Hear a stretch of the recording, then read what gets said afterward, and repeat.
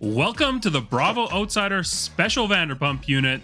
This is part 2 of our special coverage of the explosive Vanderpump Rules Reunion. I'm your host, Craig Midwinter, and with me, as always, is my co-host, Dylan Ferguson. Dylan, how's it going? Good. Happy to be back on Bravo Outsider, the show that asks the question, what the fuck is Succession? With us today to talk about part 2 of the Vanderpump Rules Season 10 reunion are Sean O'Rourke and Rory Tracey. Sean, you'll all remember from last week, but Rory, you were scheduled to be our guest on the Sandoval finale, but you were under the weather. So do you want to just introduce yourself to our listeners and tell us what your past experience with reality TV is? My name is Rory. I'm unreliable. Typically, I'm not places I'm supposed to be. As far as reality TV goes, I mean, I watch more of the gamey. You know, like there's a prize at the end, and everyone's kind of going for something. The competition style. Yeah, yeah. I was unaware that there was a category, a name for the category. Yeah. But I'm not an anti. I'm pro. I'm pro reality TV. I think it's a fantastic medium. But I haven't watched Vanderpump prior to this, so I mean it's nice to be exposed to something. Which different. Competition reality shows do you watch? Big Brother, man. Big Brother fan. That makes me so happy.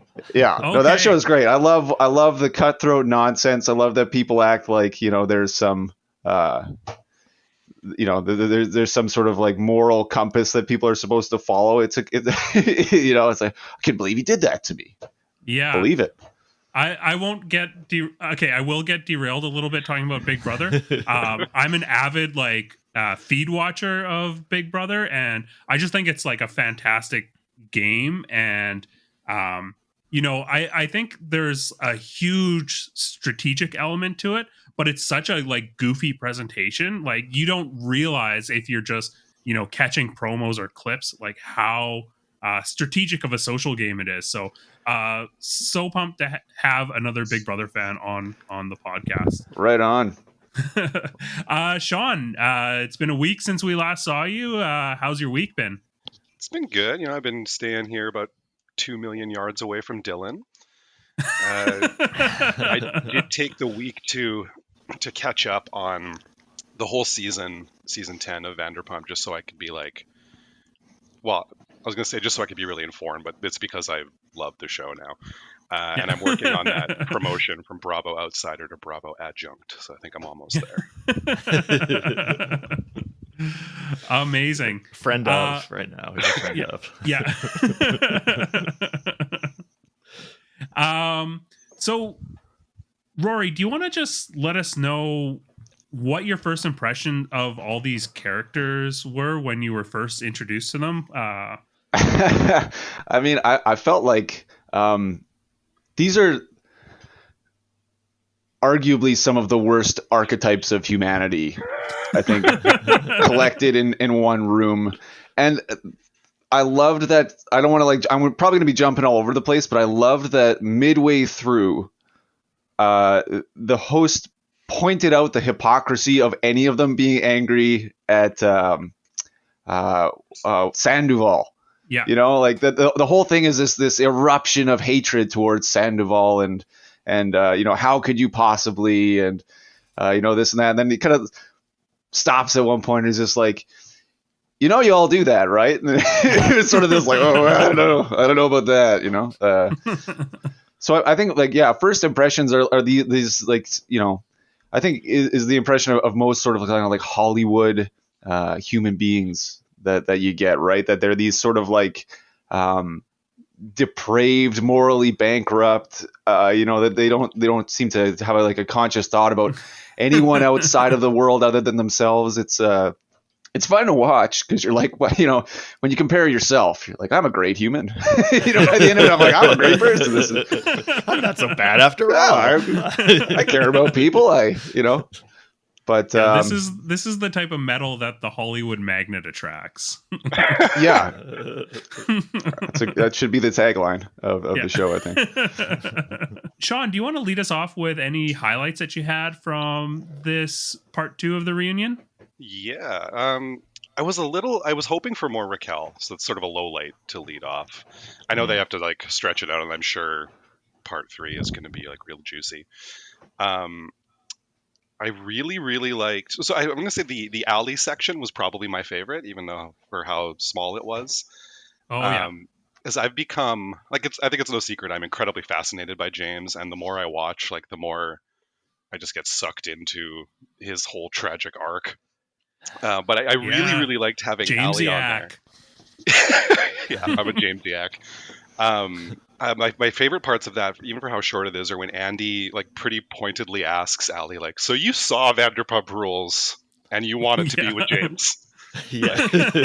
She kind of squirms a little bit. Is like, yeah. And then also in that segment, James yelling out, "My DJ business makes," I think he says, "makes fucking tenfold whatever you can imagine" to Sandoval. Yeah. Which is one of my favorite James lines. And then I think is it the second or the third time he storms off calling Sandoval like a mustache worm? You're a worm with a mustache. Yeah. And then Loved that line. When he, I think it's when he's coming back, there's just a bit of chatter that gets picked up, and they point it out with a subtitle of Ali saying to Lala, "Has he been like this the whole day?" Yeah. Yeah, he is. So I'm really hoping Ali is on the next season so I can see this whole thing probably crumble. Yeah, that line, it reminded me of like if I go to pick up my son from daycare and he's in a mood, just be like, has he been like this grumpy all day? asking his educators. Just so we know how to handle him. The other like small highlights, James's excuse to the producer after that, I think it's the storm off that closes part 1. And he's like, "Well, I just keep getting so angry at Sandoval and I have to pee." It's like it's so like meek after he makes this big production of running out. Yes, I made a note of this too, and I think I got some insight as to like why Dylan doesn't like James, because it reminds. Oh, really? You think you picked up a little hint somewhere in there? No, I think he reminds you of yourself, like. You won't know. I have a great bladder, ironclad. You wouldn't know because I do such a great job of editing. But anytime you see or hear a cut on this, it's because Dylan has been angered by something that I've said and has to, go to the washroom because he's too mad, taking an angry pee. Yeah, the average episode takes 4 hours to record because you have to cut off all my pee breaks. Cut around all the tirades. I also want to highlight. I do want to dive it. Oh, sorry. I do want to dive into a little bit since you brought up the Ali and James segment, because this kind of stood out to me. And there was discussion about the clip that we saw of Raquel on the drive during the girls' trip, where she talks about how James spoke about her mother and father. And James was defending himself and talking about how, they said rude things about me. Her mom was talking about my penis at the dinner table or whatever. A really, really hilarious moment for me. Like James saying that Raquel's mom was like, "Oh, is he circumcised? Is he not? I heard he's not." Where did you hear that? Yeah, where is she getting this intel? Like, why are the streets talking about this? Yeah, the streets in, I don't know, like Phoenix or something. Where even is their family? Like, they're not in LA. Yeah, no, it's like Tucson or something like that. I Saying feel like all this stuff with grandma buttons across the table. I feel like their currency is secrets. They just constantly accumulate shit about each other so they can wait for situations like this to unfold, or like a potential for blackmail. It's a terrifying way to live. I feel like that would be scary as fuck. Yeah, I think you've really picked up, Rory, on 2 of like the key elements of the reality TV drama game, which is like weaponizing a self-serving idea of morality and weaponizing information that you have at other people. That's like it's the engine that powers like all these shows, really. Yeah. you have to be really good at like not just personal scorekeeping, but being able to like make up reasons that you have accumulated a slight, like why someone has slighted you and how you can use that as ammunition later. You're like constantly having to do this like on the fly calculus of, okay, how and why can I be outraged about this for me in a way that will make like an explosive scene. I think Lala's really good at that. She's scary. Quite a lot of that in the reunion. She is actively terrifying. And I feel like her and James, like they almost seem as though they're this like primordial force. Like it's James in particular seems as though his soul has existed for eternity and has been doing battle with Sandoval since like, you know, like the animosity that they have towards each other. Like I loved all the blowouts, the ceremonial removal of the jacket. You know, they're like, no, what you guys are gonna fight. Shut the hell up. You know, but it's like they remember it. It's happened for eons. You know, there has always been a James and there has always been a Sandoval. Always. Look, I was only 2,000 years old then. I'm 3,000 now. It's totally different. He really remembers when he was a worm with a mustache. Yeah. And that's what upsets him. A couple of other highlights that I had really quick were just like, you know, my love of cartoon Tom Schwartz. His affirmation / anxiety push-ups in the break. Like it's showing everybody kind of doing their thing, and it's just like cut to Tom. He's got to do a couple quick push-ups, being grateful for people. And then also love Schwartz getting barred out when they bring out Raquel. Yeah. Oh yes, this was hilarious.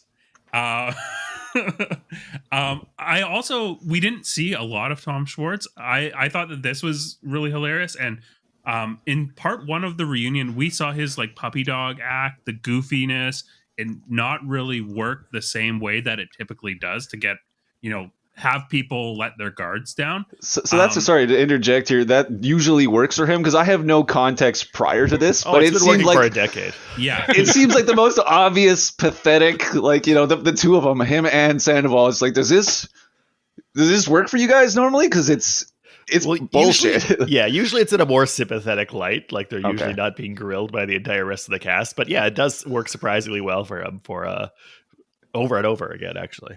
Wow. Yeah, but finally this thing where he tosses the Xanax to Ariana, you know, we get, I think, maybe Ariana's first like legitimate smile of the reunion. It shows how like skillful he is at playing this and just wearing people down, and you know, people can't help but like him. He's got some sort of charm to him that is must be so frustrating for Katie.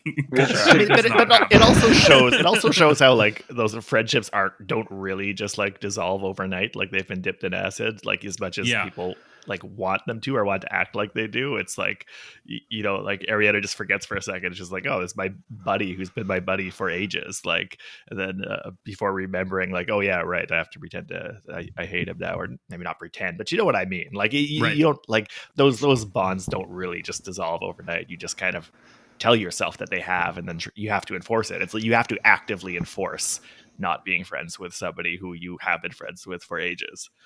And so it's kind of sweet, those moments, almost in a way, even because it's like there are just a bunch of buddies sitting together. They've tried to change all the terms of their friendships, but it's like still a bunch of buddies sitting together. Yeah. Sean, did you have any other highlights from this? I think that's the meat of it. Oh, Lisa had a really good joke that I feel like kind of fell underneath all the fighting. They're talking about when Randall first picks up Lala or something, and asking if she has a manager, and then Lisa just goes, "He meant Peter." Which I feel like really fell underneath, but that was like a pause laugh line for me. I thought that was really funny. I also thought it was kind of funny when Sheena was explaining why her and Brock got married in secret, and she was like, you know, we did it for nobody but each other. And Lisa says, and the green card. Yeah. Lisa was actually had some zingers. She was doing pretty good.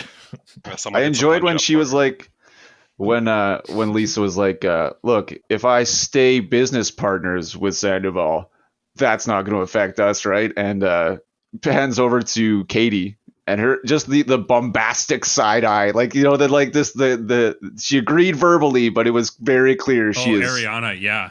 Yeah.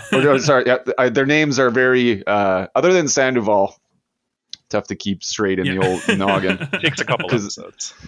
Yeah, that's fair. But yeah, no, I thought that was like, again, like this whole sort of like the mask of, I wouldn't personally have the ability to bullshit my way through a relationship that much to placate someone that I clearly didn't like on a regular basis. And I guess for the sake of the show, right, they're stuck together. Absolutely. Rory, do you want to let us know what your highlights were? I mean, we already covered one of them. The worm with the mustache was absolutely a highlight for me. Yeah. The fighting between Sandoval and James it is James, right? The British guy. Yeah. Okay, good. The fighting between the two of them, the point when Sandoval started crying, and I, given like the last episode that I watched for the episode that I wasn't able to make it to, that was kind of a note that I had for him the entire time. Is this like he immediately just starts to cry, and I was like, how is nobody calling this guy out? And then immediately James is like, the mocking of him was like a chef's kiss, beautiful moment. And then that was kind of like, you know, just sort of cut him off. And then him and Schwartz sort of doing the same thing was just mind boggling to me. Like, this obviously isn't working. No one likes you. There's no sympathy for you here to be cultivated with these, like, you know, pathetic puppy dog eyes. Sort of the gambit is no longer working. Right. So that I like that. I enjoyed them being sort of cut down, and like, the fact that Sandoval can't just take credit for doing something shitty multiple times. You know, like he's done it. But I mean, they've all done it. But I mean, just like, yeah, hey, I fucked up. But it's always like this, like, we weren't having sex anymore, and my libido. It's like, so this is your wife. Like, what do you what do you mean? Everybody's just like, I wasn't having fun anymore, so I cheated. Fuck off. You know, like that's not a likable, you know, quality in anybody. No one's gonna be like, yeah, fair enough, bud. You know, that was kind of. Yeah, I think it is fun, or it is it feels good to watch Sandoval, you know, be called out for his behavior. But for me, it's also getting a bit it's a bit tiresome to watch the dog pile continue this long without anything really new driving it. Like Sandoval says at one point, you know, oh, that's the get out of jail free card for anything that he says. It just comes back to, oh, well, you fuck Raquel, so what you say doesn't matter. It is kind of getting frustrating not to be able to hear his words given any weight on any other situation. Yeah, I do think so. When like he tries to say something, and yeah, a lot of the things he says is bullshit. When he tries to say something, and then people will just be like, "No, you don't get to talk," you know. And it's just like, well, you know what? Maybe he'll talk himself into a corner and look like an asshole. But I kind of want to hear him talk. I kind of want to hear everybody talk. Like, that's what you're here for. Yeah, so it takes on a dimension of like, kind of like well, it's like an emotional torture porn where you want to watch like this whole explosive scandal.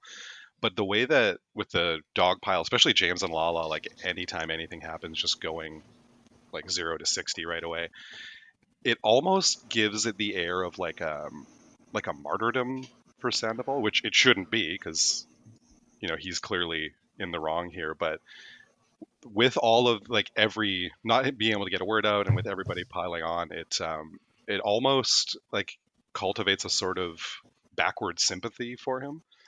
Yeah, exactly. And you're seeing a bit of a reflection of the way that Raquel was treated before all of this happened. On the girls' trip earlier in the season, there was everything that she said was just immediately twisted, and, she just couldn't get any footing, and it feels like that is the way that Tom Sandoval is being treated during this reunion. And obviously he deserves to be called out, right? I'm not saying that he doesn't, but uh, it does like kind of validate those feelings of Raquel was the subject of bullying. There's no question of that. We see that dynamic surface in this group, and that's how they handle big emotions that they have.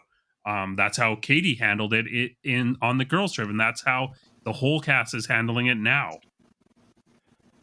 Yeah, that's why also I'm eager to have, afraid but also eager to have Raquel finally come out, because to me she's the real martyr here, and Sandoval's absorbing the martyr points.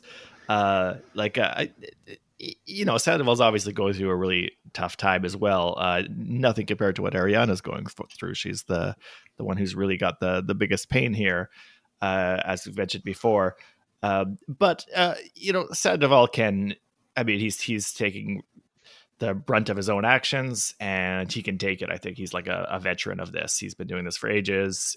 He's been cheating and manipulating people for ages too. And so it's like it's kind of fair game to a certain extent. The dynamic's going to be different when they start doing that to Raquel, who is the person who is really faced, I think, the most bullying, both on the show and definitely off the show as well.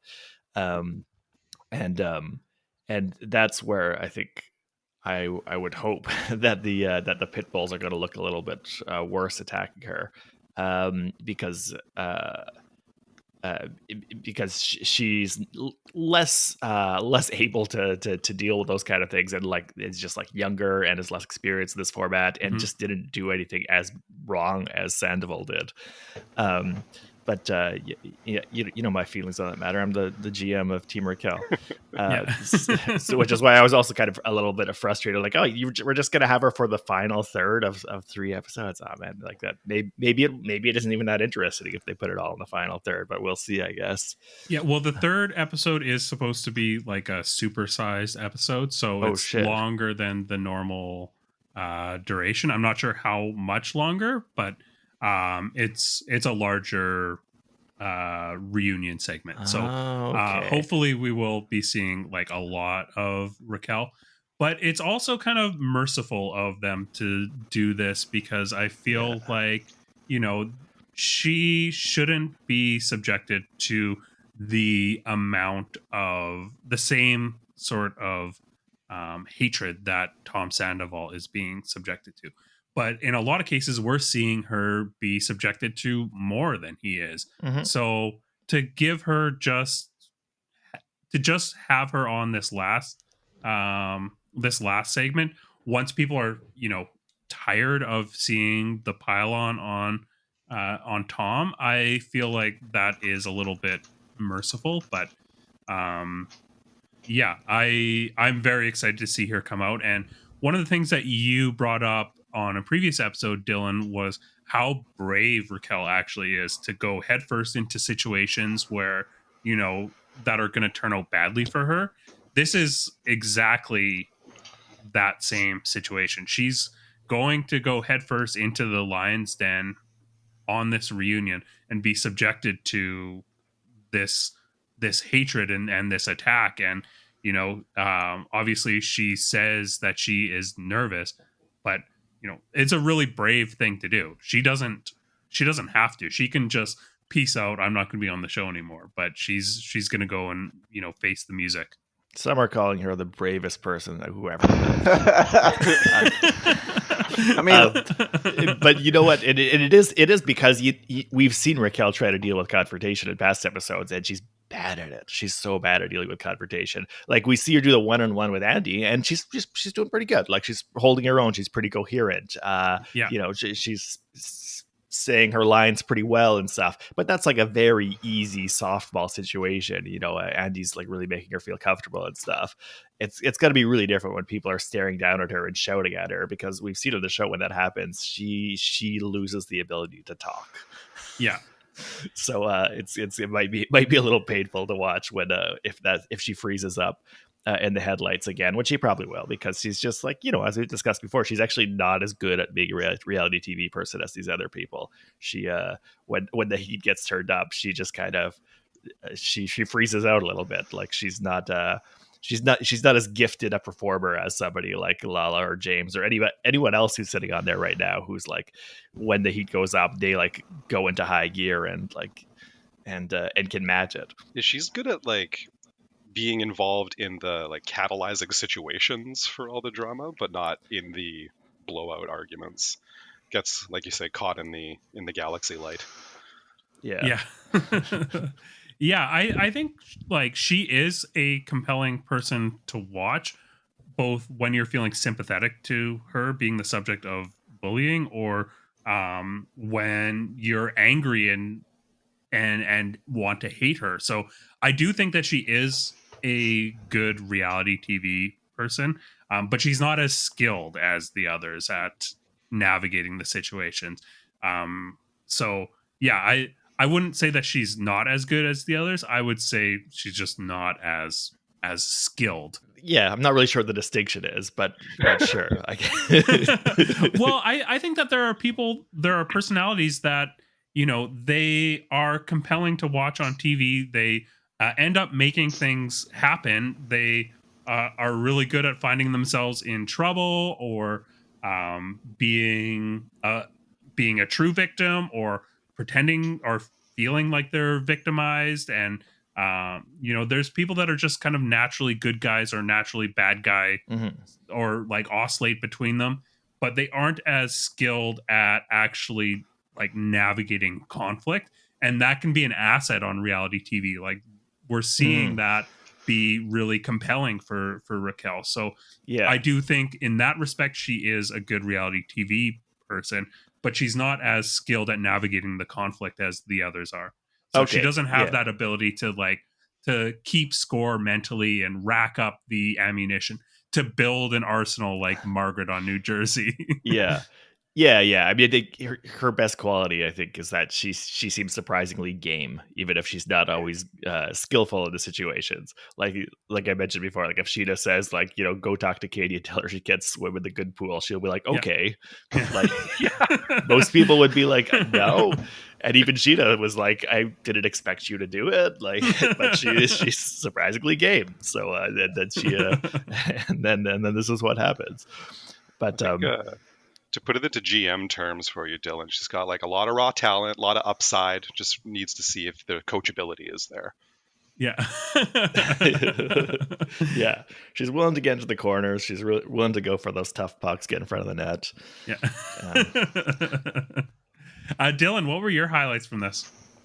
Well, I do like, from my like very biased perspective, I do like seeing that the kind of united front against Sandoval, and by extension Raquel, is like starting to show cracks. Like they were so united in episode 1, and in this one they like start a little bit of internecine squabbles, mostly because Andy decides that he's gonna bring up Randall, and then of course it's gonna cause some schisms, because James, as much as he wants to like be like tied at the hip with Lala right now, like just can't resist mocking her for things that happened with Randall and stuff, and basically getting petty about that.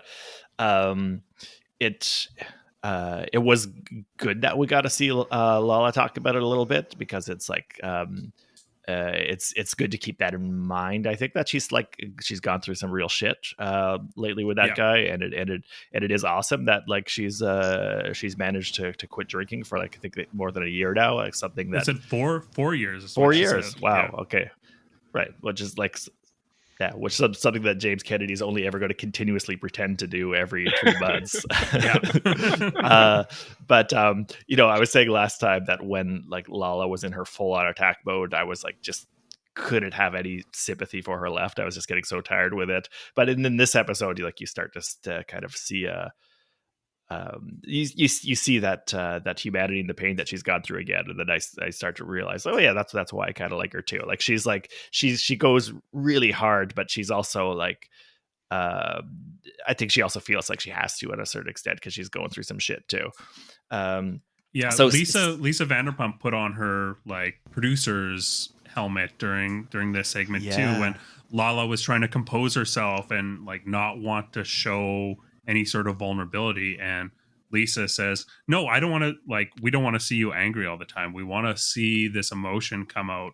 And I think that she was maybe talking from like a personal perspective, but she was also talking as a producer. Like, Sure. you need to show this vulnerability so that people see you as human when when you're just putting forward this pitbull energy. People, you're going to burn up any sympathy that you are otherwise would be entitled to. Yeah, totally. And that's the advantage of having them kind of like show cracks in the united front of just anger and accusations, is that not only is it going to be easier for Sandoval and eventually Raquel to like actually talk and answer questions, but it's going to be easier for us to like see everybody else in like a more human light too. Like it just does a disservice to everybody when they want to act as if this event has split everybody into good guys and bad guys, and that's it. They're all bad.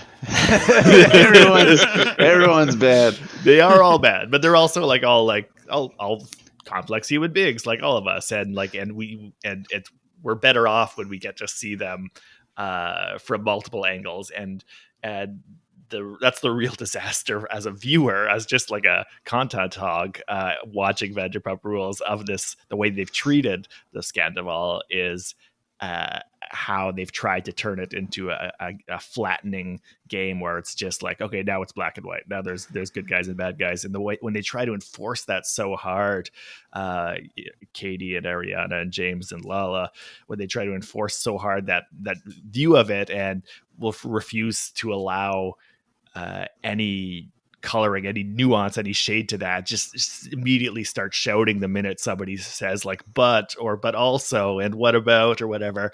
It's just doing a disservice to everybody, including themselves.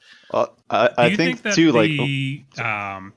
the lens of the show has kind of projected this view, or is it more the lens of the fandom? Because I feel kind of like the show has done a decent job at trying to not make it as black and white as the fandom is projecting it to be. Yeah, I think it's the fandom. And we kind of talked about that in the last main episode, how these shows kind of have no choice but to bow a little bit to the fandom and to kind of, they want to frame the reunion to a certain extent. I think there's attempts to frame it as being catharsis, as being like, you'll get to see the good guys chew out the bad guys. And I think that's like really in response to what like people, the baying hordes online are demanding to see.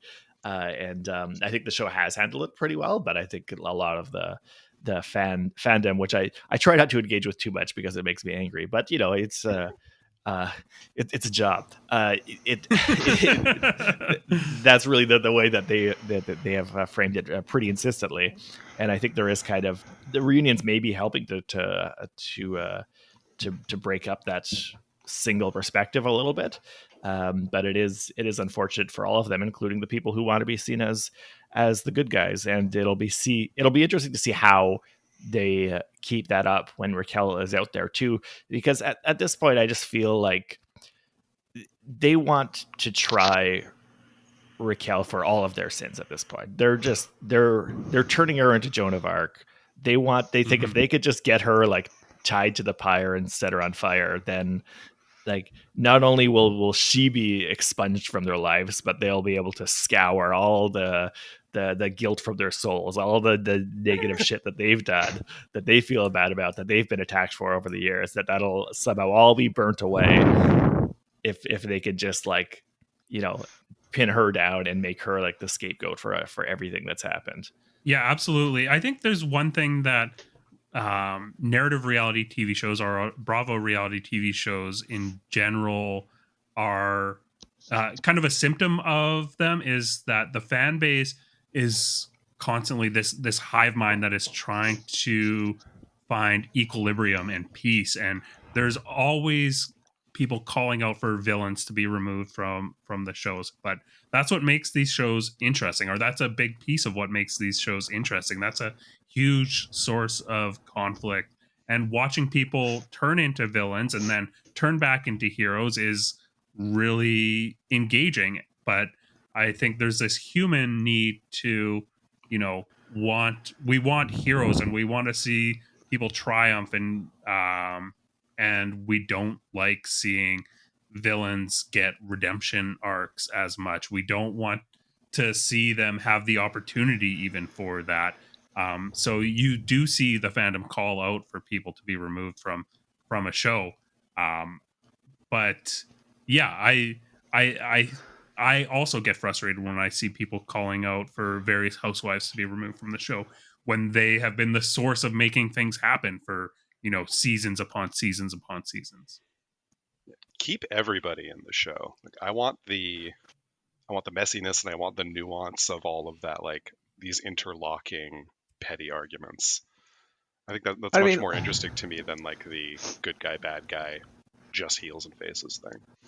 Yeah, exactly. How do you do that with reality television anyway? Like, what are you going to do? Like a Hunger Games sort of deal where all of a sudden, like, an explosion happens, and now so and so's car is on fire, and here you go, public. It's what you wanted, right? They're gone. Like, it's it's not like the Real Housewives of Sicily or something. I mean, I don't understand. Like, this is what are you not entertained, right? Like, this is what you came for. You came to see the drama, to be so ingrained in the fandom, and then to say, hey, wait a minute, I don't want to see this person anymore. What the hell are you talking Because about? they want victory, right? They want to be like, my perspective has been justified. Like, the villain has been expunged. We have won. Yeah. They want to score a win. Then what? You know what I mean? Like, then they what? make a new villain, and then they try to score right? a win by getting them off too.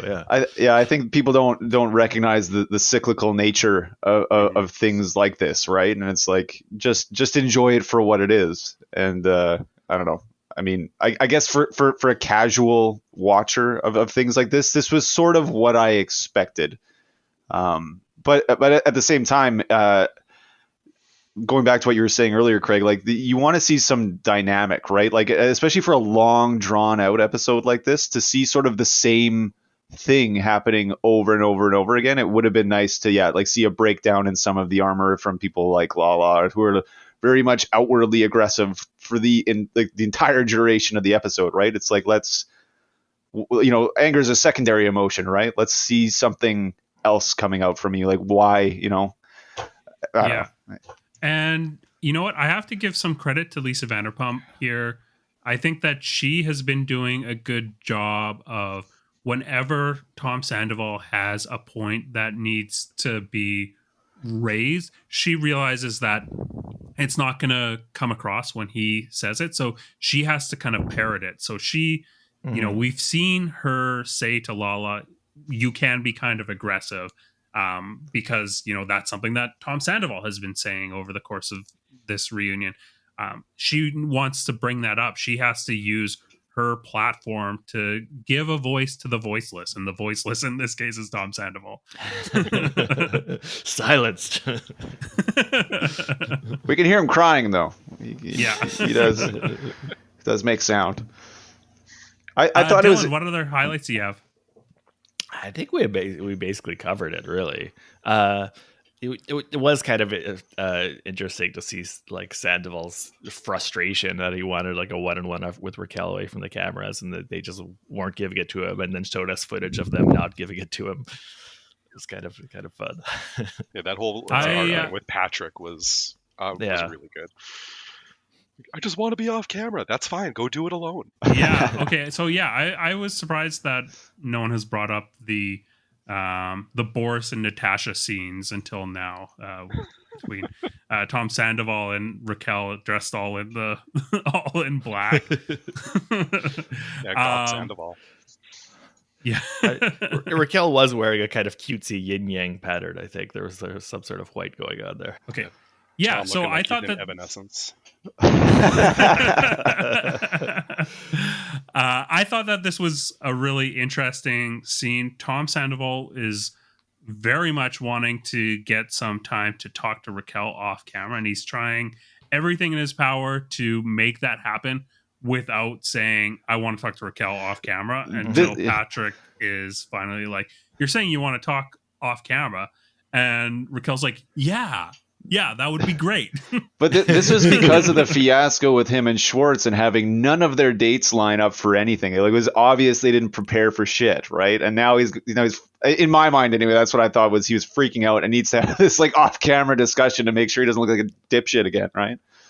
Yeah, I felt like this was actually him wanting to talk to Raquel about the thing that she was upset about when he got into the trailer, was the whole intimacy thing, and how he had been telling her that, our Ariana and him weren't being intimate, and it was communicated otherwise on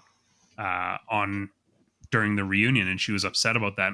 And I feel like he wanted to clarify that in a way that wasn't going to show up on camera, and that's what he was really desperate to talk to her about, because I don't think I saw any other thing within this reunion that he would need to prep her and coach her for. Mm-hmm.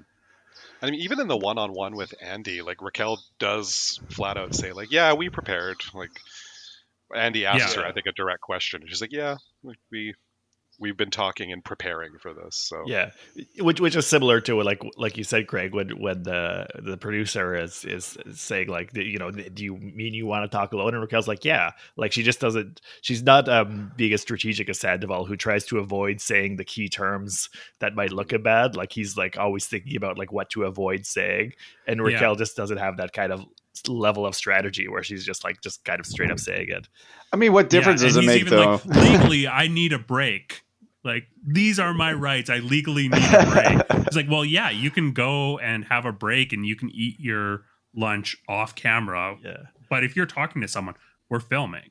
Yeah, which I assume was part of the contract, because that made me interesting, like what like the contracts are. Because I think Patrick, his name was, the producer, wasn't like straight up saying why he couldn't, but it was just like, we need to be filming you when you're together. So I assume that's like a term of the contract they signed or something, though he doesn't like straight up say like, that's a condition of our engagement or something. So I was kind of curious to what extent that was like the producer just trying to not lose any content, or to what extent it was him really enforcing a contract that had been signed. I'm not too sure about that. Yeah, and that's a relationship that we don't often get to see play out on camera, but it is a legitimate relationship that these people have to navigate. They have a push and pull with their producers as well. So to see that hinted at and kind of shown on camera was really interesting to me. I would love to see that fourth wall broken a bit more and see what that dynamic is like, because anytime it happens, it's really compelling to kind of see how the sausage is made.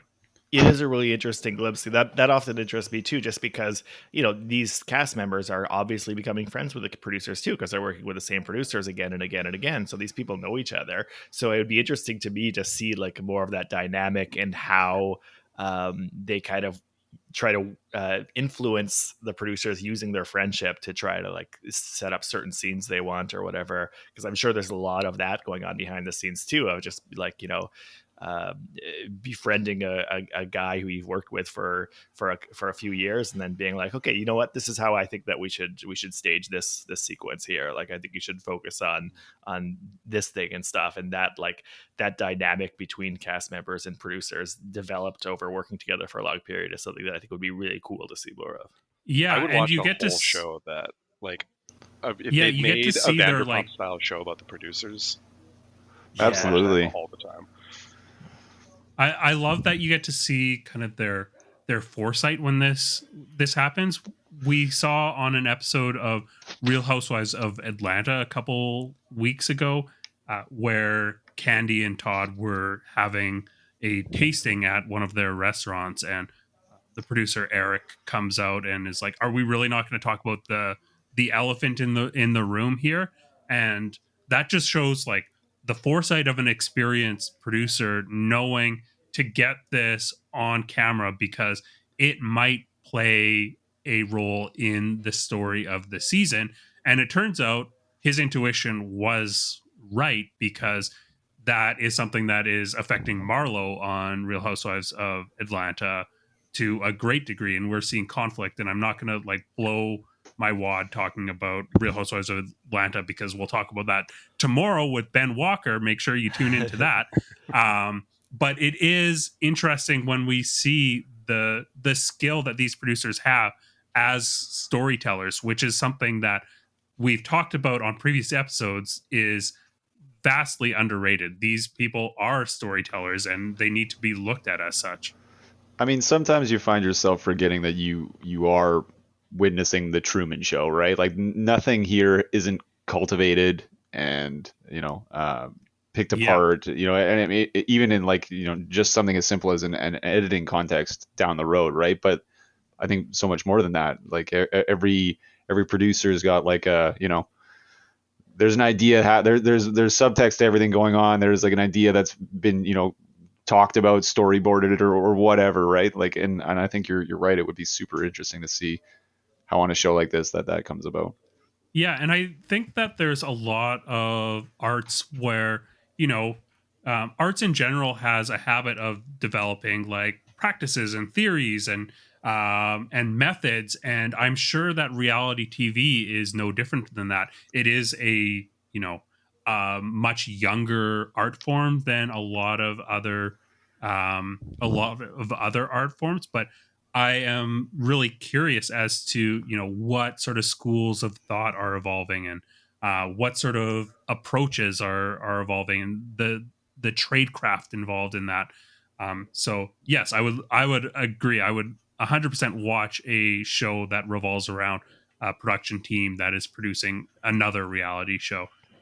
Oh man, what an idea! Honestly, though, that'd be so cool. Yeah, Andy, I know you're listening to this, so let's get this going. If you greenlight our idea, we might invite you on, Andy. Yeah, I know you're not an outsider, but you're welcome. Call the show Into the Metaverse. I don't see any problems with that. I do have a few more things that stood out to me that I want to talk about. We touched a little bit on the Ali and James discussion. One thing that stood out to me here is when Andy asked Ali about whether at any point she thought to stand up to Lala being intrusive in their relationship. This is something that came up when we were discussing these episodes. Lala is kind of got an attachment to James, and she has this like relationship between someone who has broken a horse in that they are like kind of attached to, and like I'm the only one that knows how to ride James Kennedy. I'm the only one that knows how to manage that. And Andy doesn't get like too deep into this, but Ali says in reflection she does wish that she would have stood up to Lala, and Lala I think does a pretty decent job of being like, I was going through shit, I was projecting my shit onto their relationship, and I babied Ali as she came in, and kind of takes accountability for this babying treatment of Ali, and it seems like growth. And then when Ali leaves, Lala is like, "You're such a big star now," to her, as like in this baby voice, like immediately like throwing all that out the window and actually treating her like a baby. I mean, I think I said this when the episode happened, but I don't think Lala was out of line at all when she did that. I thought it was actually like thoughtful of her to sit to the way that she talked to Ali. She didn't do it in a way that I thought was like insulting. I thought it was like nice of her to be like, I've known this guy very well for a long time, and maybe just kind of watch out, because you know what? He is kind of like an explosive and potentially abusive dude. Like it seemed to me like that was like totally fair and correct of her to do. So I don't think that she needs to necessarily walk that back in any way. And Ali is like a fucking child. Like Like, I mean, it's not unreasonable to be like, maybe you could use a pointer, Allie. Like, she's like Yeah. 16 or something. I don't know. Like, I mean, she just obviously knows less. She has less experience, so it doesn't seem to be unreasonable that that Lala would be like, let me just like make a few points for you. Yeah, I mean, there is like a decade's worth of material that is available on various streaming services where you can see what you're getting into.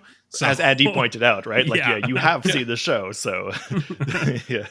Another thing I wanted to touch on was at the very end of the episode when Raquel is about to come out. Andy tells Tom that he's going to have to move over so that Raquel can sit beside Tom Sandoval, and Ariana puts the kibosh on that, which I thought was really interesting because there is a reunion when Ariana was introduced at like directly after Kristen and Tom broke up, where they're sitting side by side and they're very affectionate with each other in the face of Kristen, and for Ariana to be now like, I can't handle, like I can't handle that sort of thing, was really interesting. And I kind of disappointed in her for that. I think it's a bit of a power move too, to be like we're setting the terms, just like before Raquel comes out, just to like make it very clear, like this is happening on our terms, not yours. But that is very interesting observation, Craig. I don't think of that comparison. Yeah, for sure. Any other things that any of you guys would like to bring up? I mean, like the absolutely insurmountable job of hosting something like this. Like I just blown away, like the amount of times, like think about any other genre where you would have like sort of an end of season wrap up where the host would be poking someone in the chest, telling them to stop, like, are you done? You're like, the James explosion, I'll go back to that again, because that was like just being completely not listened to the entire time, having the matriarch have to step in. So I'm assuming she's a producer and a show, like and a participant, right? Yeah, she's the Vanderpump in Vanderpump Rules. She's the Vanderpump. Okay, that was my other question. Where is the Vanderpump? I've seen all these people, not a single Vanderpump in sight. But yeah, no, I just thought that I would hate to have that job. I would feel like I got paid for nothing at the end of the day, which maybe is not so bad. I would love Andy Cohen's job. That seems so fun. Yeah, and he's very skilled at it. Like he does, he does a great job on these. He laughed a few times, which made me really like. He was the most endearing character on the entire show, for me. Yeah, anyway. For sure.